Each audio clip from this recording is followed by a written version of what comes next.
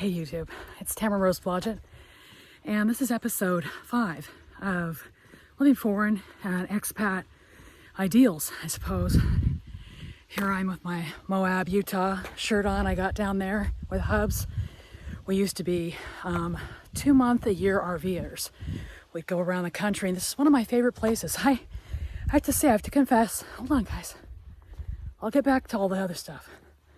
I have to confess that I didn't think it was going to be that great. It's one of the trips I remember with the most fondness because it had cool hiking trails and stuff like that. And I just got done with a huge format job about a guy named Bates Wilson, who was a ranger, a forestry ranger or national park ranger back in those days, back in the day, late 1960s and before, who was greatly responsible for the maintenance and preservation and protection and fought for it.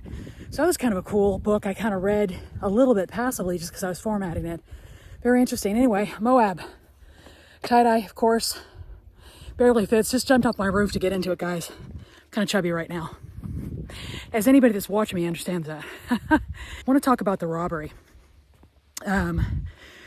Ever since we got the casa in January of 2007, we've had it in the back of our mind that somebody could get in there and take our things or squat, because Mexican criminals, petty thieves and stuff are very ingenious. So the whole thing that happened with the robbery, and I was reluctant to say anything about it on YouTube until we finalized, the purchase of our condo, and we moved away. We also sold our casa. But we ended up, as I mentioned, we bought a huge Victorian house and restored that from December of 2012 until we moved out pretty much in the summer of 2019. So we lived there for about, 6.5 years and made it look really great as compared to when we first bought it. I'll put up some pictures of that place, and it was on Duluth Street in downtown proper, Sioux Falls. We loved it, but we were getting tired of stairs, size, and outside maintenance. I'm sure you guys are laughing because we're on acreage now, but it's a little bit different type of maintenance, if I can put that forward. Anyway, and then we were always going down the street to mom's place, and she had a mansion, like literally 6,000 square feet, and even grander than our house.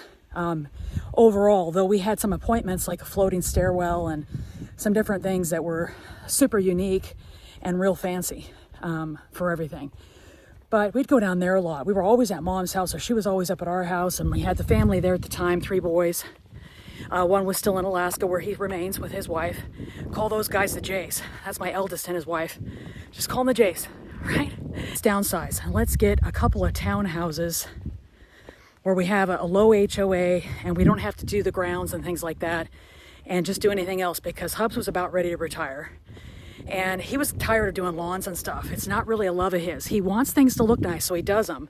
But he doesn't want to have to anymore. He wants to not spend any of his free time with, rudimentary stuff that can be avoided. So we were like, yes, let's do that. We moved into the townhouses. This is a timeline, guys. In July of 2019, okay? It was a huge stress. Our kids moved into the condo that Hubs had restored for them. And that sale closed within a couple of days of our sale. And then we had sold our house on Duluth, and it was closing. So we had 4 properties closing: mom's, ours, the kids's, and then, 2 of ours. We were buying something and selling something. And it was something else. I mean, talk about stressful. So that week of July, that 3rd week of July was horrible. But we got through it, and we moved into the townhouse, and we loved it. I'll tell you what I loved about the townhouse. I loved that the HOA was $150 a month. Electrical was okay. It was under 100, and that took care of most things. But now I know it's a little expensive. And we were on natural gas. That was great too. The backyard was murder, guys. We at the Duluth house, we had an arbor type of thing, a pergola, and it provided shade, and we didn't have a lot of wind in the backyard because we had some mature trees that protected things. And so when we moved into the townhouse, Hubs had installed a retractable awning from Costco, and it senses wind and it retracts. And it was supposed to shade us. And of course it didn't, because the wind kept driving through there like a wind tunnel, and it kept retracting and putting us out in 4 o'clock in the afternoon 90 degrees South Dakota weather with 100% humidity. It was terrible. And the wind would come tearing through. So we had planted some plants, but we couldn't get past that. You know, that was happening. And then the garage was too small. We had taken over some of Mom's. And then we got the trailers. We had all this stuff. And with all that stuff, it started to be a little bit like, oh, this isn't going to work out. And then the climate, the political climate of America started to change. And then COVID happened. And we were like, ugh. So that's what prompted us to move in part to Washington State. But let me back up a little bit. So we moved into the townhouse in July of 2019 and essentially loved it. It was everything we thought it would be. It was a really good price. We paid $195,900 for it, put in another 20 in upgrades. And it was 1,666 square feet, 3-bed, 2 full bath and a half. And it had all the important things downstairs and all the non-important things upstairs. It was just terrific. I wish we would have had a bigger garage and things like that, but whatever, that would have been more money. We wanted to get in there at cash. You know, we didn't want to have a mortgage again, of course. So we started kicking around the idea again of saying, wouldn't it be great if we could just go from 2 lock and leave it's, the townhouse in South Dakota, to the Mazatlán property? We were thinking, wow, that'd be really great if we could do that. So it was in our mind. It had advanced our mind to thinking maybe we should kind of start looking this year. Well, little did we know, in September, our gal that looked over our house, looked after it, Lolita, who had been our house cleaner for 9 years, broke her wrist when they were doing some renovation in the Mercado. They had taken out all the marble and the slick floor and everything, and they were replacing that, and she fell and slipped. She says and broke her wrist, and then her daughter, who was late 20s, had to help her take over with watching all these expat houses. Her daughter started taking over, and I don't think her daughter had the sense of responsibility or concern for these houses that Lolita had, because Lolita knew us. Like, she'd been teaching me Spanish. I talked to her. We were close. I'd bring her gifts every year for her grands and for her. I'd give her these huge 2,000 peso tips when I'd come because the house looked nice and all of that. But at the end of the day, I guess she never really did like me very much, and I didn't understand that. I was good to her, but I think she just kind of looked at me as a nice person that was super rich, okay? But I'll never know. She called me frantic on my cell phone about 10 days before we were due to go down to Mazatlan. We were due to fly down there on November 19th, and around just after Hubs' birthday, she phones and she's hysterical, and I'm like, what's happening? Calm down, all that stuff. And what I could get from her is the house had been robbed. And so I had to call my good friends that are the Irish and hope they were there. Well, they had just had gotten in, and the guy, Irish, part of the couple, had had an emergency appendix operation. So they weren't able to go over there and see what was happening with the house that day, because it was the actual same day all the stuff happened with them. And so I had to reach out to this guy that we had sort of parted ways with. And that's its own story, guys. You guys, there's so much to tell you. But he was good enough to put that aside, that we had had a falling out, and go over there and help. He got a new lock put on the door and everything. So come to find out that every house that Lolita took care of had been robbed. Okay, every one of them. And so we knew it was an inside job, but none of us believed it was Lolita, because I'll tell you guys, she couldn't put on that act. She could not have put on that act. It was so genuine. She was absolutely floored when she came to see what my house and our house down there, and that the door was open and everything was ransacked. She was like, oh my God. Anyway, it's amazing that more stuff didn't get taken or vandalized. That just blew me away, that one thing right there. And it also spoke to an inside job. So Rick came down, was able to talk to Lolita and get the bottom line from her as much as he could. And he had a new lock installed and keys and everything. And he told me the things I needed to know, which was where all our personal items, like my clothes and my shoes and all our family pictures and all the stuff on the bookshelves that were personal things. You know, like the kids' pinch pots, for instance. I mean, I had some of that stuff down there. They didn't take any of that stuff. What was really interesting, this is my takeaway, why I know it was really personal, it was an inside job, is because they took all the magnets off my fridge, which were all super dear to me, and they put them on top of another cabinet, and then they stole the fridge. Yeah. They left the KitchenAid, and they stole one of the swizzle sticks. It was a Santa Claus, a glass swizzle stick to mix your cocktail with. They took the Santa Claus one. They took half of my dishes. Real weird type of stuff, guys. As though they were like trying to be careful and not wreck things. They didn't know that the mirror that I had in my room that was a full-length mirror was also a jewelry cabinet. It opens to reveal jewelry. They didn't see that part, or that had all been gone.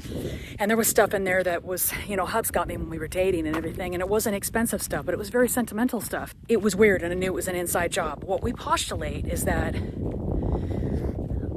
Lolita just let her daughter kind of take over and gave her some of the money, okay?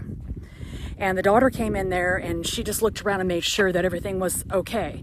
Because that year, when the female part of the Irish finally got over there a couple days later, she went over with Rick, or I don't know how she got over there. She had a key or something.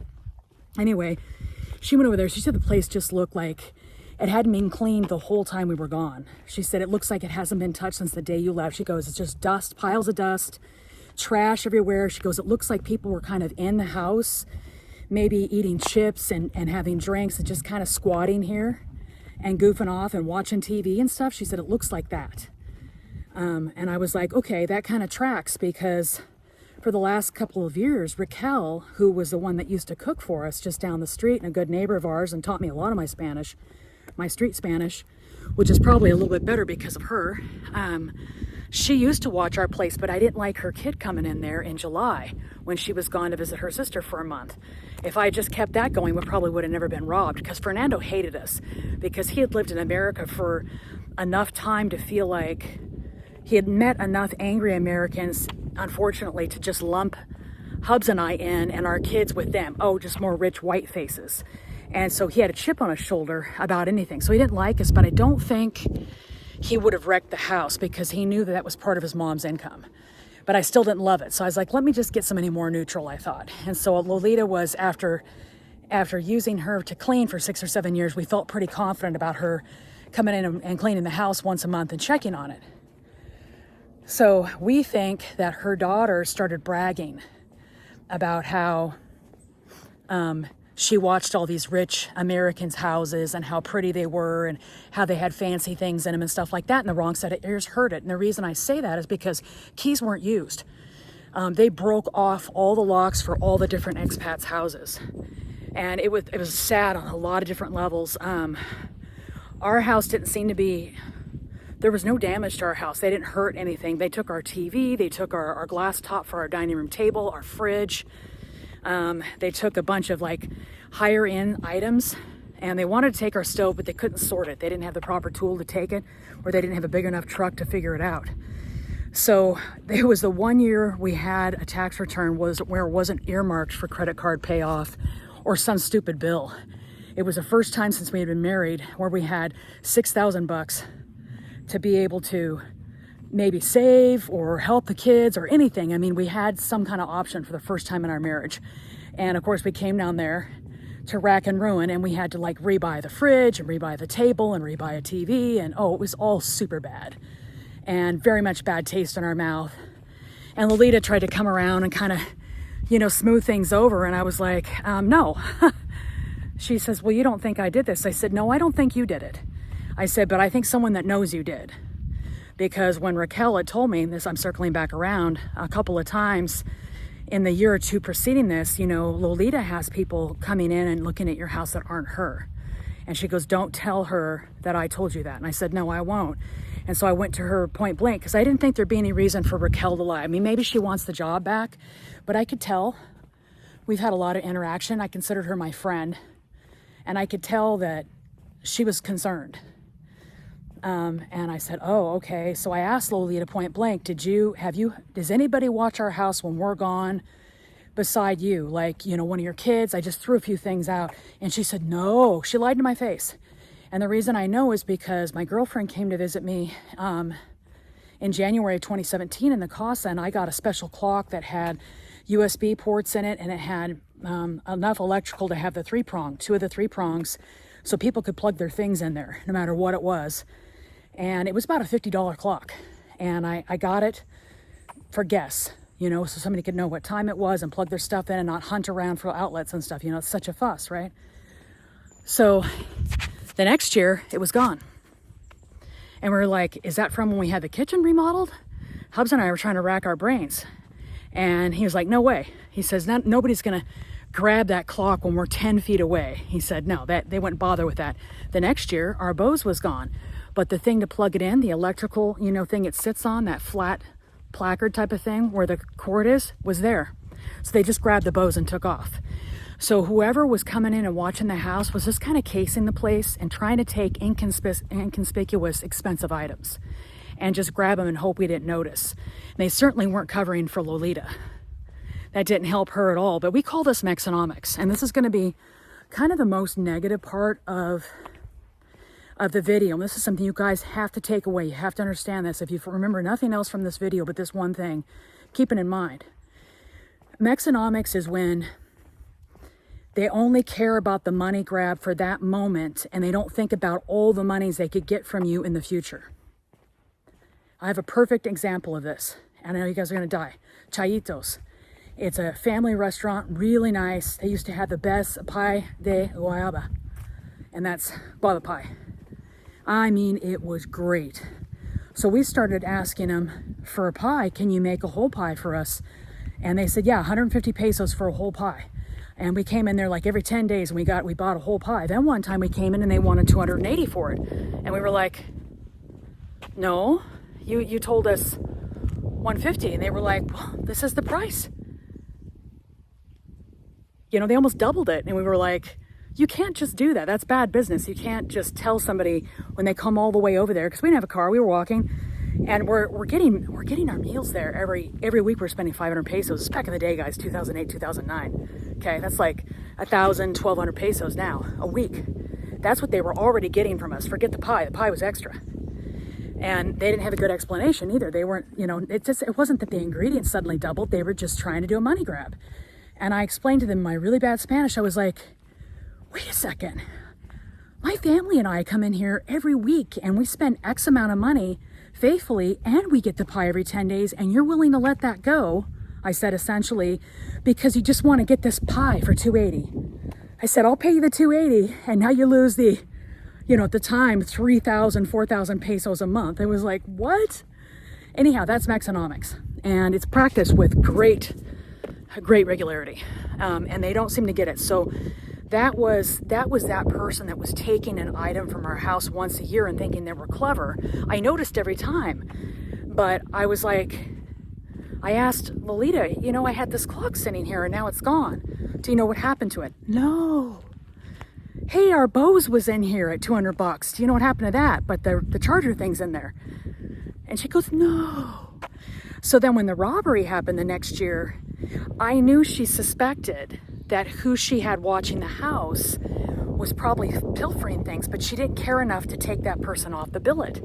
She, for whatever reason, was lazy or didn't want to go or whatever.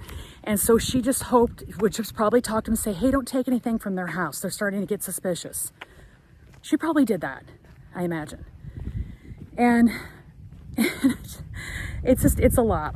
One year I gave her a gold crucifix because I know she's Catholic that I had gotten from Hubs back when I was young, and I never wore it. I really wanted it bad, and then he got it for me and I didn't end up wearing it because it was just, big, and I'm not really practicing Catholic now, so I didn't. And then his grandma had died and she had left 2 long gold necklaces. And I kept one, and it was a huge sacrifice for me to put those 2 things together and give it to her when I came one year. And then all this happened, and I was like, okay, I guess the only thing I can feel good about is that I gave those really important gifts from the bottom of my heart, and she didn't receive them that way. She just was like, oh, she's just a rich girl. Look at all this gold she gave me. It was a huge sacrifice, actually, and she never knew that. And the thing is no matter how the gift was given, sacrifice or no, I should have received more respect, and I didn't, because she had that connotation still. I mean, she might have liked me personally to some degree, but not enough to fess up to what it really was, get my stuff back, nothing. So it was very disappointing. And there's lots of little stories like that. So it sounds like I should be saying, no matter what, you can't trust a Mexican. I don't think that's the case, but I will say, having been down there for a long time, I think Mexican mindset is they will leverage anything monetary to their advantage, and they're real dogged about it. So they won't rob you outright, but if you don't sort things, they're not necessarily going to be totally honest either. So you got to know the language a little bit. You've got to know these things are possible. You got to be able to know. I wouldn't even go down to Mexico unless you knew your numbers. You need to know the peso value, and you need to know numbers, and you need to almost be able to convert in your head to be absolutely certain you're not getting ripped off. I've seen some honest people down in Mexico that are like, for instance, my haircutter girl. I always give her way more, like double what she asked for. And she's like, she wants to give it back to me. And I'm like, no. I said, I understand. I said, entiendo. I said, but I want to give you a big tip because I think you're worth it. So I tell her that in my bad Spanish, or street Spanish, as you say. It's not too bad. And then I mean, I'm rusty right now, right? But, and so she was always honest. But I'd say overall, culturally, they're always wanting to make the deal. And they do think American people, white people, they think we're dumb. And there's some precedent for that.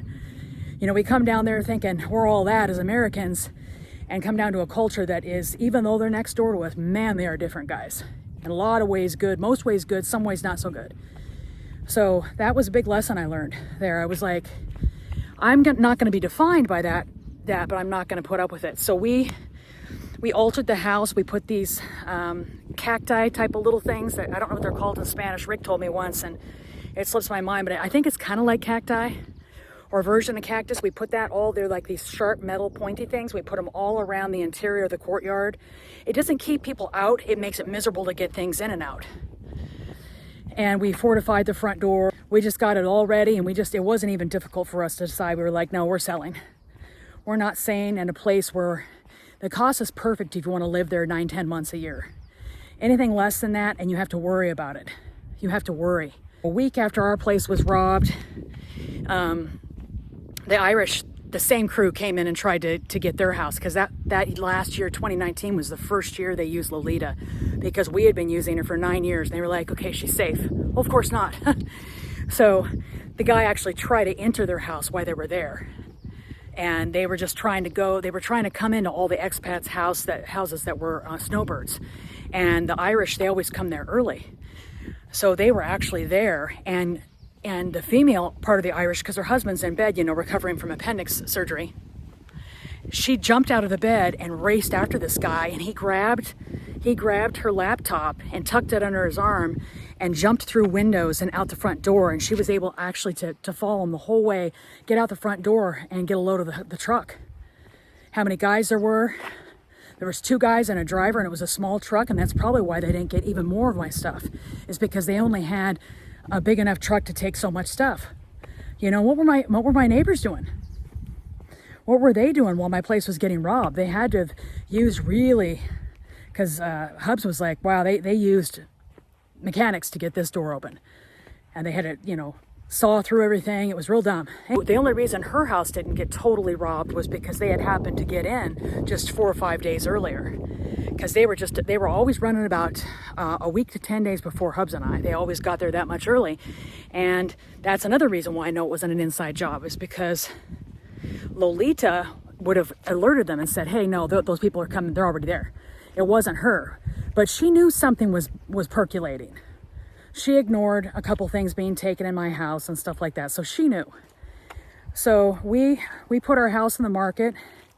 And we put it on the market right around the time Trump was saying, no flights from China. We've got some kind of a virus. Turned out later to be COVID, of course. And he says, I don't want any more, he says, transference than what's already taken place. But our house sat for a while. And I don't think it sold as well then as it would have maybe a couple years further, or even now, because it was in that dead time in the beginning of COVID where everybody was distracted and freaking out. In the meantime, we borrowed money, bought the small condo, waiting for Mazatlan to sell. It sold, and then we paid off that small condo, sold that, and then got the bigger condo. So that we did a little stair-stepping thing, because there was no 2-bedroom, 2-bath condos available when we were looking. And we were excited over the 1-bedroom. And it was fine. It's totally fine. We could still be in there. Hubs and I. The problem is that when people come down to visit, there's nowhere for them. And we have 4 kids, and 2 of them grew up in Mazatlan part-time. So that's why we made that decision. But yeah, we were kicking it around. We were kicking around downsizing. But in the end, we decided to go ahead and just move. We were like, all right, this is kind of the straw that broke the camel's back. We no longer wanted to take care of all that stuff. So we just decided to sell that, and we wanted to stay in El Centro, so we got a condo at just the borderline between El Centro and where it starts to lead up to Zona Dorado, which is Golden Zone. So we've been very happy there. I don't see us moving again unless we sell everything in the States at some point in the future and want to move down there permanently. We might maybe again get a house that's really big so that, you know, all our kids could live there. But if we sold everything up here, of course, we would have more financial options to be able to caretake it and stuff, right? So yeah, I don't know what we do. I'm not sure. Right now, this house in the States is wonderful. I've loved it. It's everything I can want it to be and more. And recently, it's kind of a funny recap, guys, about property tax. I was looking up all the houses we had ever lived in. The Gig Harbor house, Gig Harbor, Washington, that my dad built in 92 is now on Zillow estimate as over $1 million something, and the property tax is $8,400 a year, and it's only 2,300 square foot with a 3-car garage and 2.5 acres. It's not like, you know, a separate shop or a super big house or anything like that, right? I just looked up what the average size house was in the United States, and it's 2,100 square feet. And our Ma's cost, it was like $1,900, $1,850, something like that. And so our second house was in Paulsbo, Washington, and it's on the Zillow estimate as $950,000, and its property taxes are $7,400.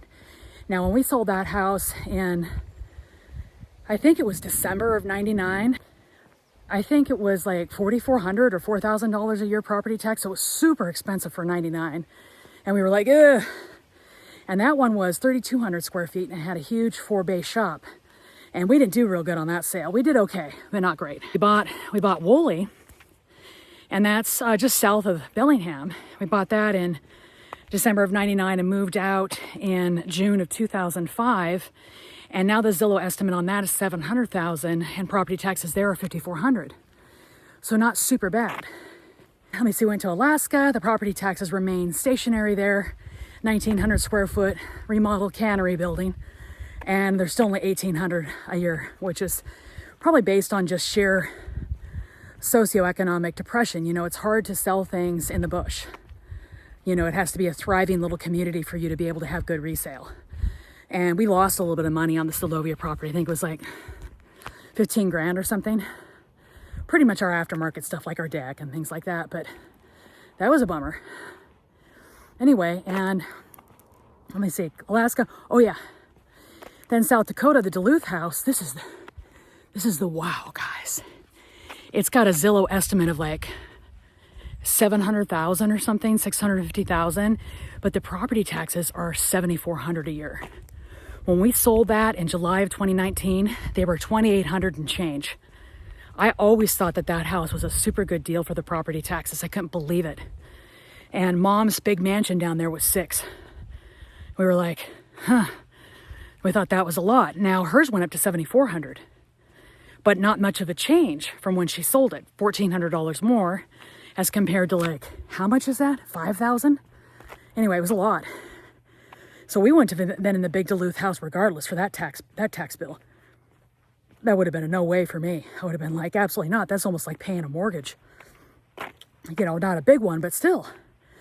And then our townhouse is at 4,100, and Mom's is at 5,100, or 4,300 for ours. And it's 1,666 square feet. And I was like, 4,300 a year is super expensive for that size of a house. Anyhow, not into that. Now I'm thinking our house here in the northwestern corner of Washington is going to be, and this county is very inexpensive for property taxes compared to the others. And I'm thinking it's going to be out 6. I'm saving it as though it's going to be 6. I'm not fully assessed yet. We were assessed at like 80% or something when they came through last September for the fiscal year ending in October. But they're going to assess us probably at 100 right now. And that'll mean probably 6, I think. Anyhow, it's still a lot, but it's not bad. And compared to what we were paying in South Dakota, I was like, what? So anyhow, property taxes matter, and bank trusts matter, and these things that are monthlies matter for us being able to afford stuff. Us meaning all of us collectively. This is a walk and talk, guys. So that's why I'm out of breath, kind of, because I've been walking and talking the whole time. Says something, doesn't it? Right now, for the condo, we got about $260 a month for the HOA, and that includes garbage, water, perpetually hot water too. We don't have to pay for that. And it pays for 24-hour security, underground parking, and an infinity pool. And those are really great features and amenities. The beach, as you guys know, if you've watched my other videos, is right across the street. So we have a beautiful view, and we got a really vibrant nightlife all the time. I sleep through all the noise, so I don't care. Really works out well. And then we've got some insurance that we pay for the car and our household goods and stuff. But the whole thing is like $2,000 a year just to breathe. So if you're careful with what you ate, that's pretty much all you'd need to have lights, internet, water, security, pool. Keep yourself in the black with the powers that be, with the bank trust and the property tax. Property tax like $225, $240, something like that for the year. I like that because then it gives you more discretionary income for things like, and I don't do this much anymore, guys, but things for like going out.